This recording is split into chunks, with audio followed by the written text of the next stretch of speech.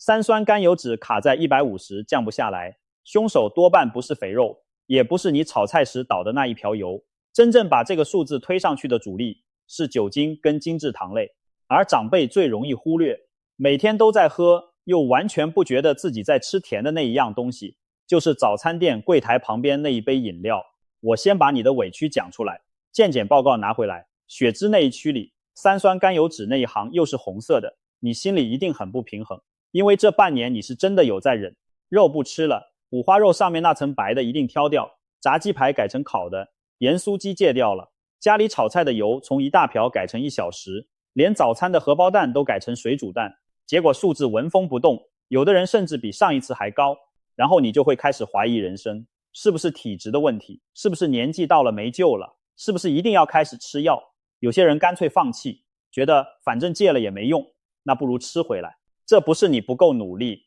是你努力的方向搞错了。三酸甘油酯这一项跟你脑袋里的直觉逻辑不太一样，它不是你吃了多少油它就等比例上升，它真正敏感的是另外2件事。这一支影片会做3件事，第一，把抽血单上那一行到底在测什么讲清楚，顺便讲为什么同一个人不同次抽血会差那么多。第二，把真正在推高数字的东西一个一个点名，从你早上那一杯开始，讲到手摇饮，讲到晚餐配的酒，讲到你碗里那一碗饭。第三，给你一组不痛苦、做得到、不用买任何东西的调整方法。先把指标讲清楚。抽血报告上有一区叫血脂，里面通常至少有4行：总胆固醇、高密度脂蛋白胆固醇、低密度脂蛋白胆固醇，还有三酸甘油酯。很多人把这4行看成同一件事，觉得反正都是油，都是脂肪，这是最大的误会。胆固醇是身体用来做细胞膜、做荷尔蒙、做胆汁的材料，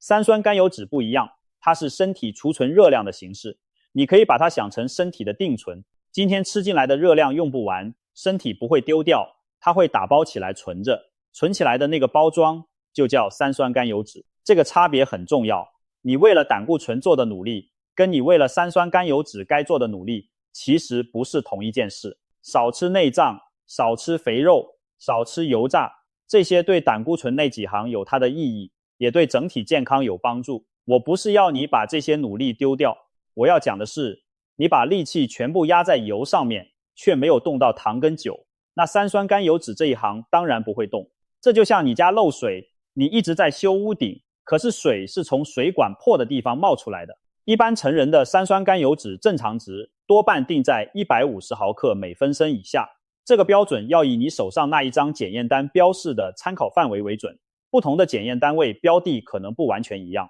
你会看到很多人卡在150到199这一段，刚好红字一点点，看起来不严重，却怎么也回不去。还有一件事非常关键，抽血检验三酸甘油酯通常要求空腹8到12小时。为什么要空腹？因为这一项对你前一餐、前一晚吃了什么反应非常直接。我讲一个很多人都遇过的情况，健检前一天晚上，孩子回来，全家去外面吃一顿好的，喝了2杯高粱，配了1碗卤肉饭，饭后又来1碗甜汤，回家还配水果切盘。隔天早上8点空腹抽血，那张报告上的三酸甘油酯就有可能特别难看。这不代表你这半年白努力，这代表你前一晚那一顿被记录下来了。所以看这一项数字，最好不要只看单一次，要看连续2次、3次的趋势。这一次180，上一次220，前一次260，那就是往下走，方向是对的。反过来，一次比一次高，才是真的要处理。顺便提醒2件小事：第一，不要为了要抽血，前一晚刻意大吃一顿，那只是在骗自己。第二，也不要空腹超过10几个小时，饿到头晕。过度空腹反而可能让某些数值失真。喝白开水是可以的，真正该做的是把抽血前那一周过成你平常的样子，这样抽出来的数字才有参考价值。接下来讲最重要的观念反转，你吃进嘴巴的油脂主要影响的是胆固醇那几行，三酸甘油酯对油没有你想的那么敏感，它真正敏感的对象是糖还有酒。原理其实不难懂，你吃下白饭、面条、含糖饮料，这些东西进到身体会很快变成血糖，血糖上来，胰岛素就出来，把它送进细胞用掉。可是你用不完的那些糖不会凭空消失，肝脏会接手，把用不完的糖转换成脂肪，也就是三酸甘油酯，再包装好送进血液里。你可以想成肝脏是一间工厂，吃太多糖就等于一直送原料进去，工厂只好一直生产，生产出来的成品就是血液里那些三酸甘油酯。酒精更直接，酒精进到身体以后，肝脏会优先处理它，因为对身体来说，酒精是要尽快清掉的东西。肝脏忙着代谢酒精的时候，会做2件对血脂很不利的事，一是暂时把燃烧脂肪这条线停下来，二是代谢过程产生的材料会被推去合成脂肪。所以有喝酒习惯的人，三酸甘油酯往往特别难降，而且只要抽血前几天喝过，数字就会很明显。在所有的糖里面，还有一种特别需要拿出来讲，就是果糖。这里讲的果糖不只是水果里的糖，更多是加在饮料、糕饼、酱料里面的那种糖浆。果糖的代谢路线跟一般的葡萄糖不太一样，它进到身体以后，很大一部分会直接交给肝脏处理，而且比较不需要经过胰岛素这一关。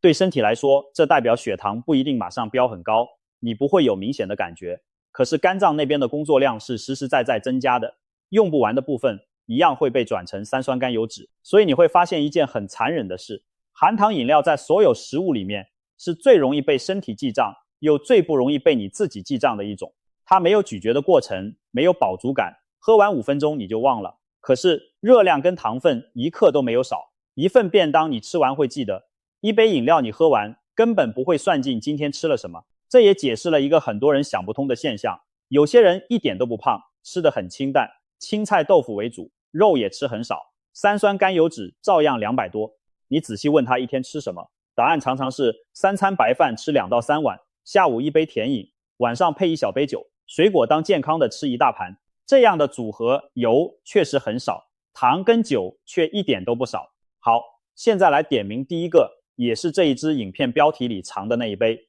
答案就是早餐店那杯冰红茶，那杯奶茶，那杯米浆。台湾的早餐店文化，饮料几乎是预设值，你点蛋饼，点萝卜糕，点汉堡，老板一定会问你饮料要什么。很多长辈几十年来的习惯就是一杯冰红茶配蛋饼，或是一杯热米浆配烧饼。这一杯的存在感很低，因为你不觉得那是在吃甜食，你觉得那只是配的。问题就在这里，早餐店的大杯饮料容量常常来到700毫升上下，红茶跟奶茶都是加糖调味的甜茶底。有人做过概略换算，一杯全糖大杯红茶的糖换算成方糖大约是10几克的量，这个数字是概略推估，不同店家的甜度差很多，我不会给你一个很精准的说法。可是重点不在几颗，重点在于那是你早餐的附加项目，你甚至没有把它算进今天吃了什么里面。为什么你不觉得甜？3个原因。第一，冰的，低温会压抑甜味的感受，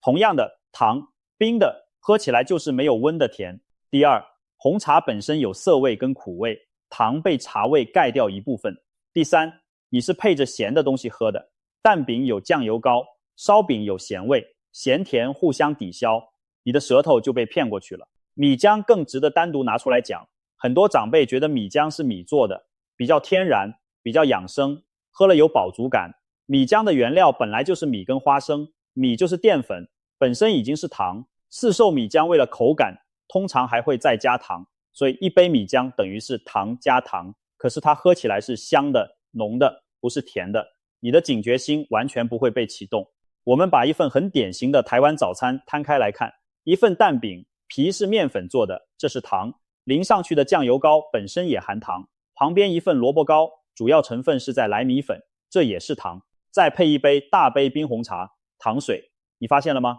这一餐从头到尾，蛋白质只有蛋饼里那一颗蛋，纤维几乎是0，其他全部是糖。吃完不到2-3个小时你就会饿，然后上午10点多你又去买一个面包或一个包子。如果换成烧饼油条配热米浆，情况也差不多。烧饼是面粉，油条是面粉下去炸，米浆是米加糖，3样东西，3份糖。很多长辈吃这一套吃了340年，觉得这是最传统最踏实的早餐。传统没有错，问题是几十年前的人一天要走很多路，要做粗重的工作，那些糖用得掉。现在你退休了，一天走的步数可能2-3千步，同样一份早餐，用不掉的部分就会被存起来。再来算累积，一天1杯，一个星期7杯，一个月30杯，一年就是365杯。这365杯不是特别放纵的日子才喝的，是你连续好几年每天早上都在喝的。三酸甘油酯不是被哪一顿大餐搞高的，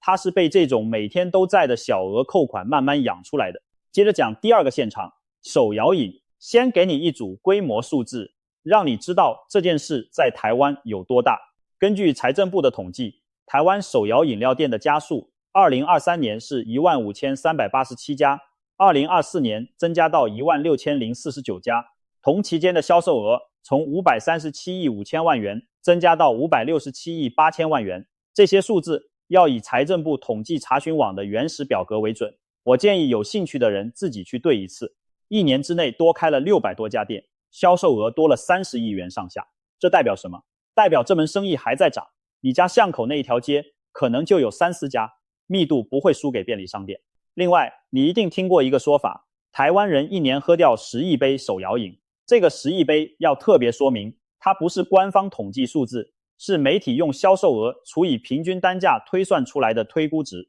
单价抓多少，算出来的杯数就差很多。所以这个数字听听就好，用来感受规模可以，当成事实引用不行。还有一件事很多人没想到，就是加料。珍珠是树薯粉做的，本质是淀粉，而且泡过糖水。芋圆、地瓜圆一样是淀粉加糖，布丁是糖跟奶制品，椰果是泡在糖浆里的。你点一杯半糖的奶茶，觉得自己已经很节制了，可是加了珍珠，加了布丁，总量可能比全糖的纯茶还多。加料是最容易被忽略的一块，因为在你的认知里，那是配料，不是糖。我知道你现在心里在想什么，你在想手摇饮是年轻人在喝的，我又不喝。这句话只对了一半。你不排队买真奶，可是你有没有喝庙口的青草茶？有没有喝市场那摊的冬瓜茶跟酸梅汤？有没有夏天来一杯现榨甘蔗汁？有没有孙子买回来喝不完，你顺手接过来喝掉半杯，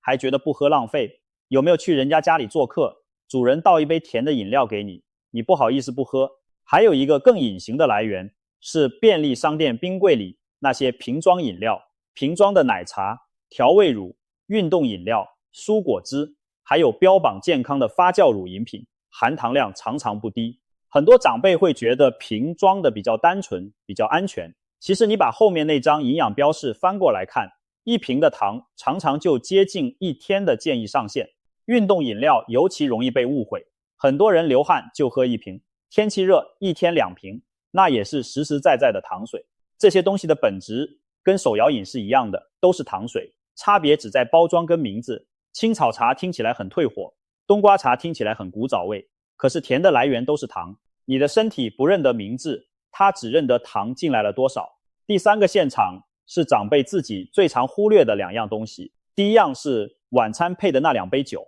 台湾中年以上的男性，很多人有一个固定的仪式，忙了一天，晚餐配1小杯高粱，或是2罐啤酒，或是1小杯泡了药材的酒，说是活血，说是保养，说是帮助睡眠。这一杯的正当性非常高，因为它被归类在生活情趣，甚至被归类在养生。我不会叫你完全戒酒，那不切实际，你也不会照做。我只讲一件事实，对肝脏来说，酒精就是酒精，不管它是高粱、是啤酒、是红酒、是泡了药材的药酒，进到身体以后都走同一条代谢路线。所谓补酒，药材可能有它的说法，可是里面的酒精，身体处理的方式跟一般的酒完全一样。还有一种很常见的情况，是那杯酒根本不是你自己想喝的。同学会、婚宴、庙会、朋友做寿、选举造势的流水席，桌上一定有酒，大家举杯，你不喝就好像不给面子。这种场合1年下来次数不少，而且往往连着吃很重的一餐。如果你真的在意这一行数字，可以先想好一句拒绝的话，例如我在调血脂，医师交代要控制，这样讲通常没有人会硬灌你，实在推不掉的就把杯子里的量控制住，不要一直被人添满。还有一件事要提醒，有些长辈会把药酒当保养品，每天睡前1小杯，泡了什么药材说得出来，却没有把那个酒精量算进去。你要记得，那还是酒。同样的，有些甜的水果酒、美酒、米酒露，喝起来像饮料，实际上是酒精加糖，对三酸甘油酯来说是双重打击。而且酒还有一个隐藏的副作用，它会松开你的节制，喝了2杯之后，配菜就会多夹2口，宵夜就比较容易掉下去。这一段的热量最后也会变成三酸甘油酯。第二样是白饭、面条、馒头吃到撑的那一餐。精致糖类这4个字听起来很学术，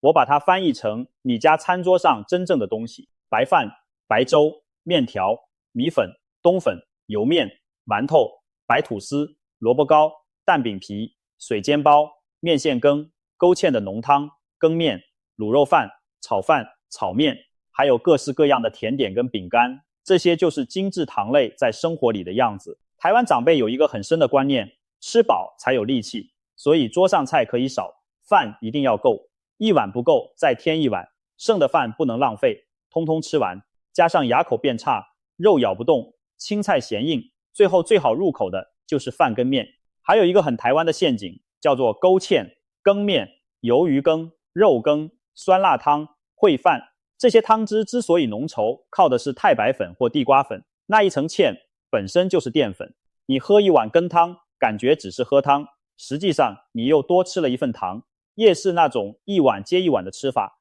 加起来的分量很可观。我们把一整天重现一次：早上蛋饼配大杯冰红茶，中午一个排骨便当，饭装满满，配菜3格，下午邻居送来2块绿豆糕，泡一壶茶配着吃。晚餐2碗白饭，配1小杯高粱，一盘炒青菜，1块鱼。睡前1碗水果，切了一大盘，怕坏掉，所以吃完。这一天你完全没有吃肉，没有吃炸鸡，没有吃盐酥鸡，看起来很乖，可是从早到晚糖一直在进来，中间没有停过，再加上那1小杯酒，这就是为什么你戒了肥肉，数字还是不动。结果就是这一整天下来，糖的比例高得离谱，蛋白质跟纤维少得可怜。你可以自己回想一下，昨天晚餐你吃了几碗饭，配了几样菜，蛋白质吃了多少？多数人算完会吓一跳。那到底怎么改才不痛苦？重点来了，我要先讲清楚，我不是叫你戒糖，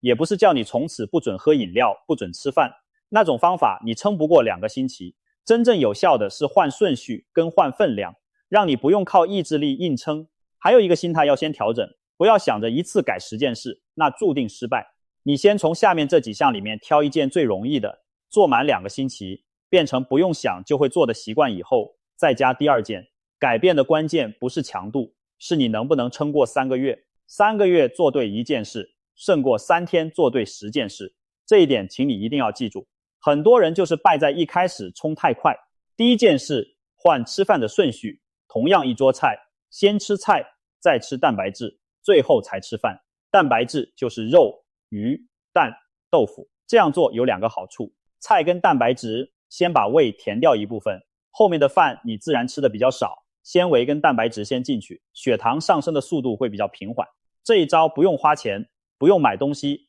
明天中午就可以做。第2件事，饮料降阶，不要一次归零。原本喝全糖，先改半糖，喝1-2个星期习惯了再改微糖，最后才是无糖。原本每天1杯，先改成隔天1杯，再改成1周2杯，杯子从大杯改中杯。降阶比戒断容易成功太多，因为每一步都很小，小到你不会有被剥夺的感觉。第3件事，早餐店点餐换一个讲法，原本的红茶奶茶改成无糖豆浆或是无糖的茶，米浆真的很想喝，就改成2-3天一次，而且点小杯的，同时把早餐的蛋白质补上去，加1颗蛋，加1片瘦肉，或是1杯无糖豆浆。早餐有蛋白质，上午就不容易饿，也就不会10点多又去买一个面包。第4件事，水果当水果吃，不要当饮料喝。整颗的水果有纤维，吃的速度慢，容易有饱足感。打成汁以后，纤维被打碎，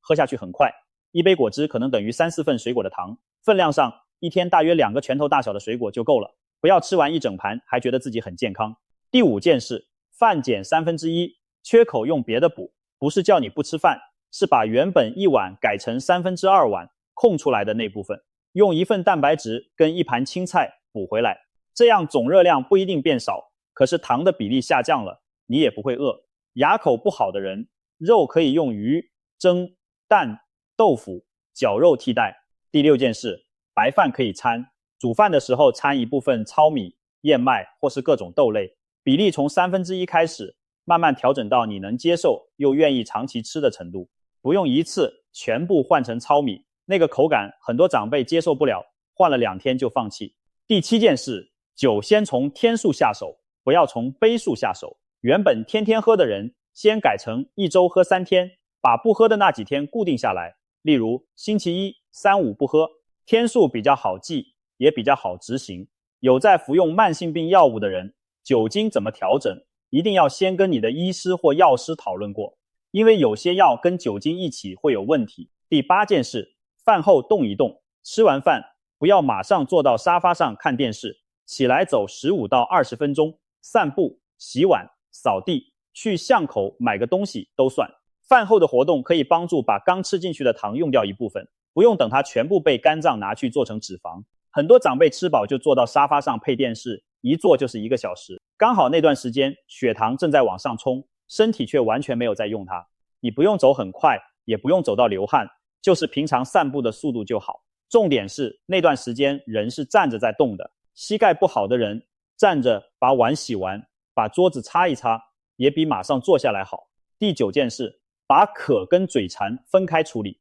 很多人喝饮料是因为口渴，可是糖水解不了渴，你反而会愈喝愈想喝。身边放一个保温杯，装白开水或无糖的茶，先喝200毫升，再决定要不要买饮料。很多时候喝完水，那个想喝饮料的念头就过去了。真的想喝点有味道的，可以用无糖的麦茶、决明子茶、菊花茶这一类自己煮的茶水替代，煮一壶放冰箱，成本很低。第10件事，做一份2个星期的液体记录，只记你喝下去的东西，不记饭菜。每天喝了什么，几杯，甜度多少，写在月历上或手机备忘录里。2个星期以后你自己看，多数人会发现实际的量比想象中多1倍。这份记录的价值在于它让你看见那些你根本没意识到的杯数。最后补一个外食的点餐原则，如果你常常吃自助餐或便当，记得3件事：饭请店家少装一点，主动开口说饭少一点，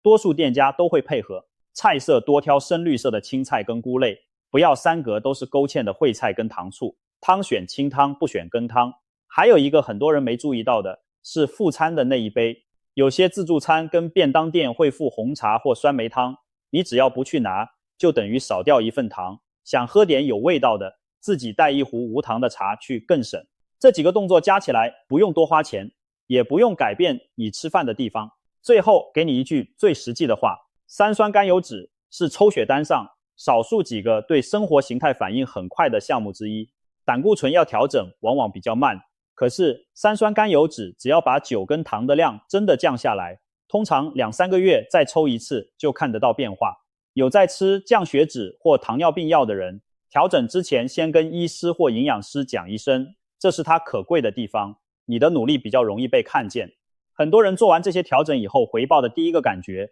不是数字变好，而是下午不会那么累了。原本吃完午餐就想睡，3-4点整个人没力气，是因为血糖起伏太大。把糖的比例调下来，把蛋白质补上去以后，那种一整天忽高忽低的疲倦感会先改善。这个变化比抽血报告来得快，也比较容易让你撑下去。但是要诚实讲，幅度因人而异，有人从300多掉到100多，有人只掉30-40，这跟体质、年龄、有没有其他慢性病、有没有在吃药都有关系。所以不要拿别人的成果来设定自己的期待，你要比较的对象是3个月前的自己。如果你只想从1件事开始做，那就从明天早上那一杯开始，走进早餐店，原本要开口说红茶大杯的时候，把它换成无糖豆浆或是无糖的茶。就这一个动作，1天1次，做满3个月，再去抽一次血看看。